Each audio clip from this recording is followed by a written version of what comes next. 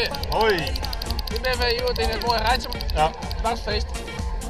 Prachtig waar erbij. Alle machten bij goed. Mooi waar erbij. Ja.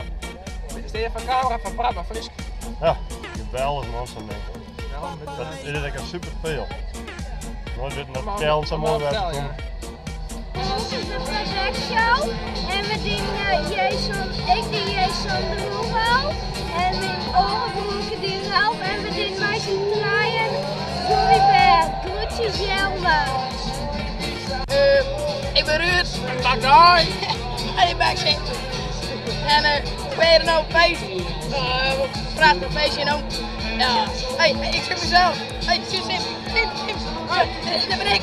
Hoi jongen! Dat ben ik. Dus daar ben ik nog mee. Mijn naam is Peter Holverda uit Rijtsum en ik wil eigenlijk even kwijt over het wereldkampioenschap voetbal. En ja, hoe komt het nog met Nederland? Nou, Nederland die gaat natuurlijk wereldkampioen worden, dat is duidelijk. En mijn filosofie daarover is van Nederland gaat net één goede wedstrijd spelen in dit toernooi.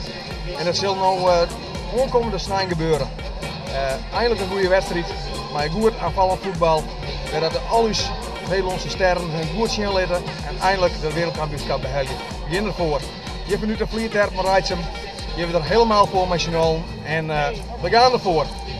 Hey! Wereldkampioen 2010!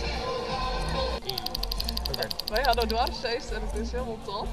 Super top. We gaan een hele mooie versierde wijn maken. Ja, het wordt de allerbeste, maar we gaan geen prijs van. Dat is wel heel jammer. Maar die bobjes is wel mooi gele kleren. Prachtig, hé. Ja. En just er een mooi feestje gewoon in de tent. En jong weg. En jong weer. En nou even met idee. Lekker bier kunt drinken. Straks speeltjes. Het is helemaal top. Ja, prachtig.